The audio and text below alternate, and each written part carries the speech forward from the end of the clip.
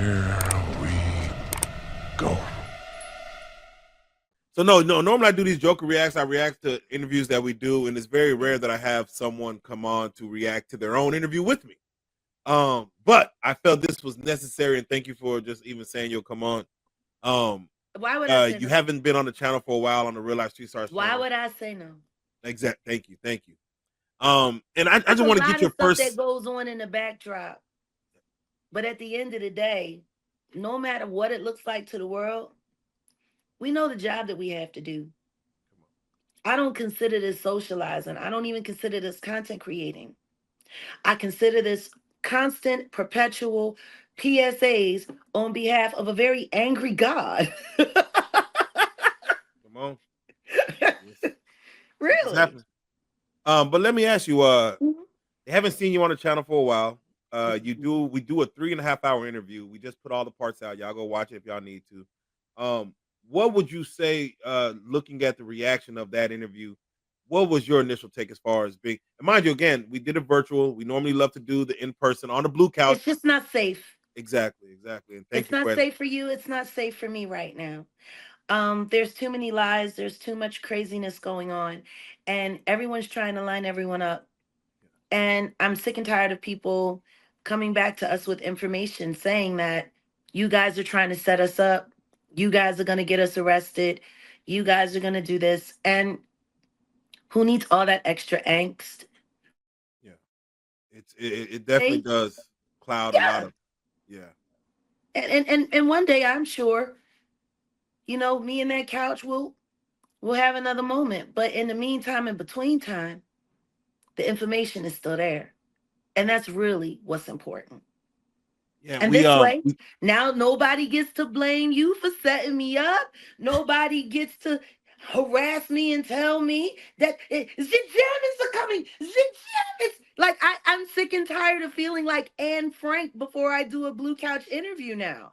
Yes, and that's crazy. That again, the everything that you say has gone to the point where you do have to look at the closest ones to you to say, man, who can I trust in this game? Because you're giving a lot of information out to where when you go into a city and you just don't know where it could come from, it's better Yeah, to stay vigilant.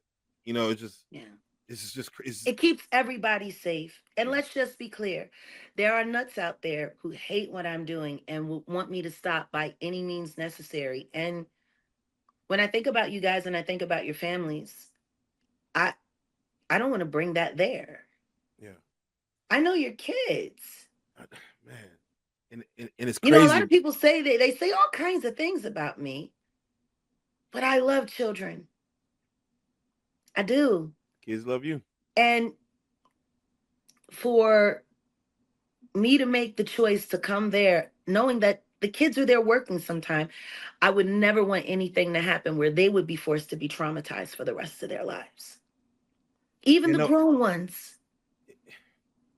and I haven't spoke to you about this, but I want to just kind of bring it up now because we had Angelo come on, I and know. Angelo spoke a lot about what people didn't know, and he to have two interviews done where we've only heard about him for years, and then of course his untimely.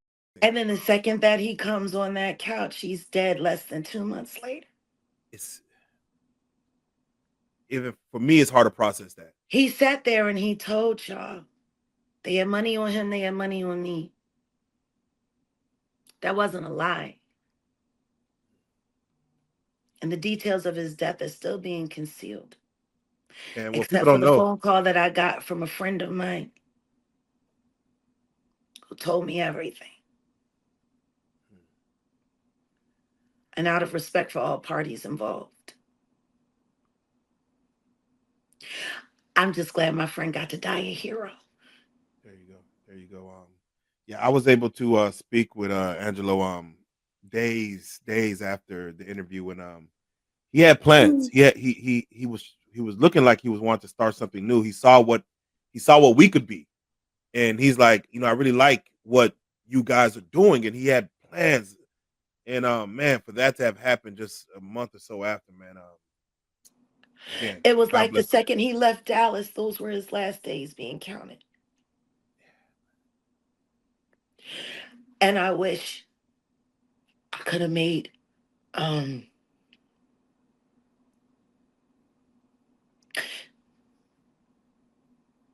we all got what we got, and we got to carry what we got to carry, and that's just that. Without question. Without question.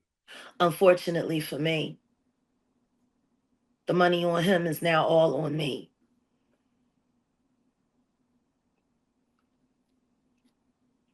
And that's just that. And you know what? He carried my burden. I'll carry his. There you go. Again, God bless. God bless. With that being Salute said, to Angelo Minergy. no, definitely, definitely. And Prince among men. I'm so happy. Most people like that don't get a moment on a platform like ours to speak and to have that as a memory for his family. For his family, I'm I'm glad. glad that we got that done. I'm glad that the women in his life, especially his daughters, the babies, the grandkids, I'm glad that anytime they want to go see Pop Pop, they can just get on YouTube and go over to the blue couch and listen to Pop Pop tell the world, how to be smart, how to survive, how to make sure you're making the most out of everything, whether it's good or bad.